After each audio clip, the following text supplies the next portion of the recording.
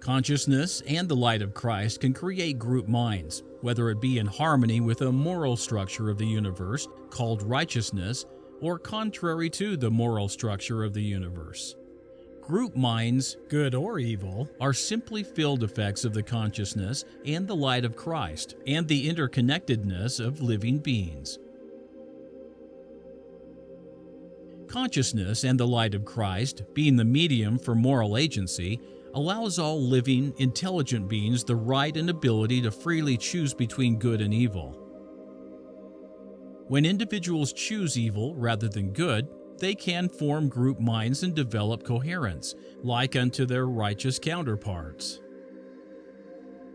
Those entrapped in groupthink or hive minds can be in each other, just as the Father, the Son, and the saints are in each other.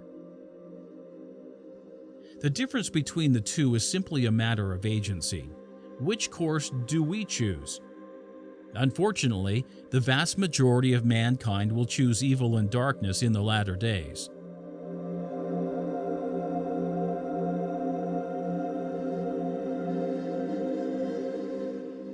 Dr. Radin believes that a single malevolent mind, acting like a virus, can infect others from a distance. This infection then multiplies and can encircle the globe.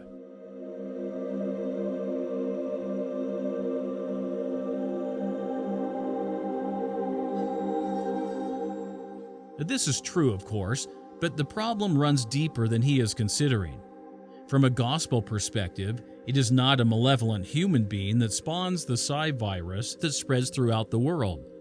The malevolent being who is the origin of such groupthink and mob mentality is the adversary, Satan.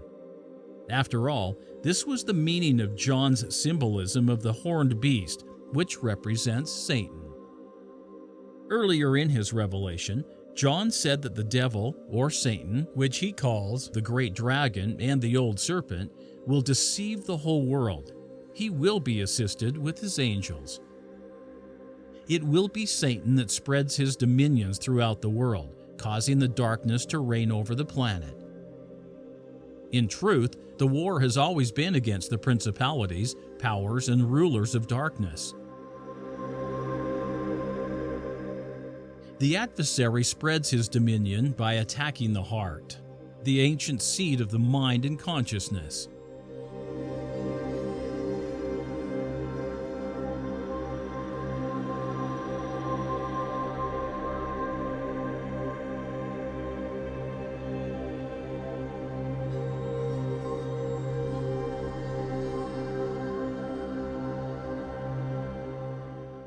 In doing so, Satan gains great power over the individual and the children of men in general.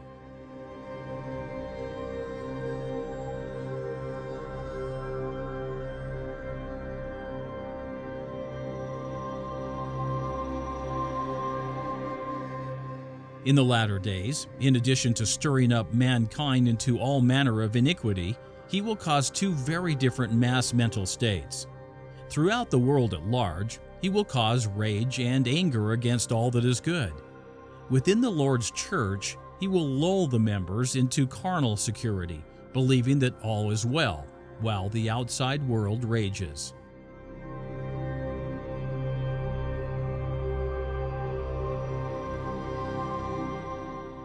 The field effects of consciousness and the light of Christ can be altered or constricted through the misuse of moral agency.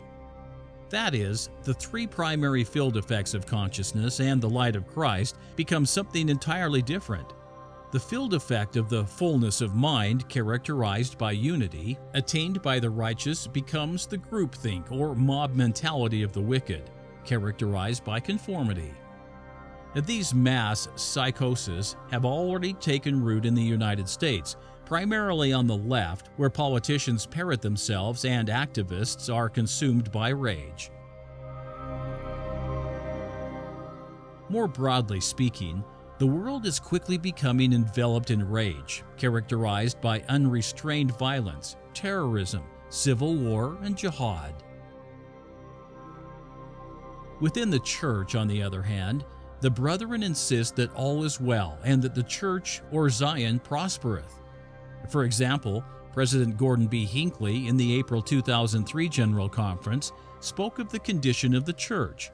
He stated that, in spite of a troubled world, the work of the church moves forward. By this, he meant that the church was growing in numbers. But with all the troubles with which we're confronted, I'm pleased to report that the work of the church moves forward. We continue to grow across the world. Our missionary work goes on without serious impediment. Converts continue to come into the church, and our numbers are constantly being increased. He encouraged the saints by saying that the church was in good condition. The members are increasing in faith and love for the Lord.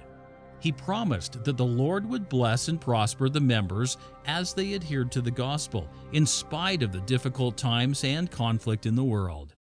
Suffice it to say, the church is in good condition. I believe its affairs are prudently handled. Our people are growing in faith, in love for the Lord, and in adherence to His teachings. These are difficult times. The economy is struggling. There's conflict in the world. But the Almighty is keeping His promise that He will bless those who walk in faith and righteousness before Him. The gospel of Jesus Christ is the way of peace. To the extent we follow it and incorporate it in our lives, to this extent will we be blessed and prospered.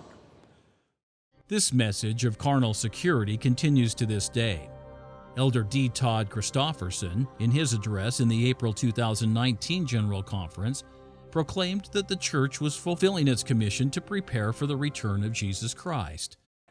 This great and last dispensation is building steadily to its climax. Zion on earth, being joined with Zion from above at the Savior's glorious return. The Church of Jesus Christ is commissioned to prepare and is preparing the world for that day.